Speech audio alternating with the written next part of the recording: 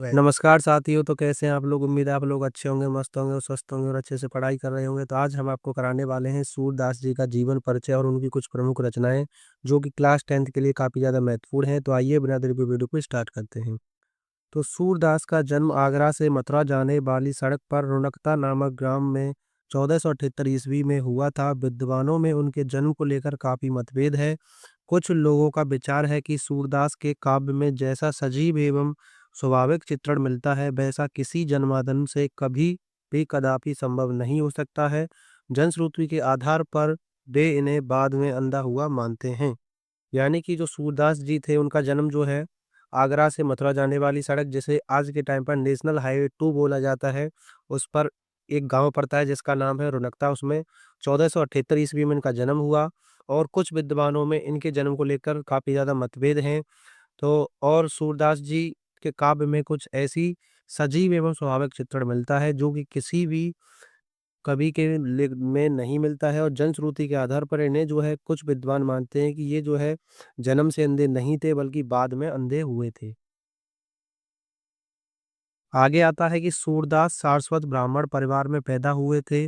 18 वर्ष तक निकटवर्ती गांव में रहकर संगीत का अध्ययन किया। सत्संग के प्रभाव से उन्हें धर्म शास्त्रों का ज्ञान हुआ।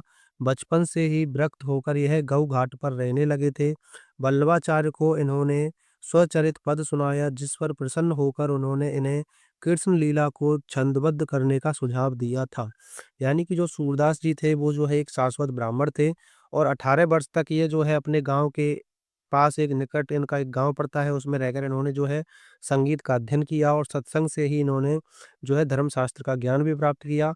और बचपन से ही ये जो है गऊ घाट पर रहने लगे थे और वल्लभाचार्य के संपर्क में आने के बाद इन्होंने जो है उन्हें एक स्वचरित पद सुनाया, जिसे सुनकर वो जो है इनसे प्रसन्न हुए और उन्होंने इनसे कहा कि आप जो है कृष्ण लीला को जो है छंदबद्ध करें। आगे आता है, यह बल्लवाचार्य के शिष्य बन गए और वहीं गोवर्धन पर्वत पर बने श्रीनाथ जी के मंदिर में कीर्तन करने के लिए रख लिए गए। सूरदास जी अष्टछाप के सर्वश्रेष्ठ कवि हैं।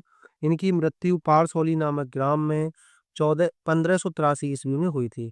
यानी कि जो सूरदास जी थे, ये जो है बल्लवाचार्य जी के शिष्य बन गए और इनको जो है गोवर्धन पर्वत पर श्रीनाथ जी के मंदिर में कीर्तन करने के लिए रख लिया गया था। और इनको जो है अष्टछाप का एक सर्वश्रेष्ठ कवि माना जाता है। और ये क्वेश्चन आपसे कई बार पूछा भी गया है कि सूरदास जो है किस छाप के कवि हैं या किस शाखा के कवि हैं।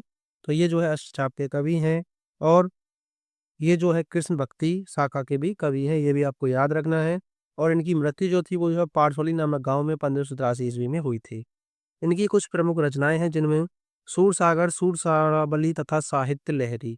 तो ये तीनों रचनाएँ इनकी प्रमुख हैं, जो कि आपसे ऑब्जेक्ट क्वेश्चन में पूछी जाती हो।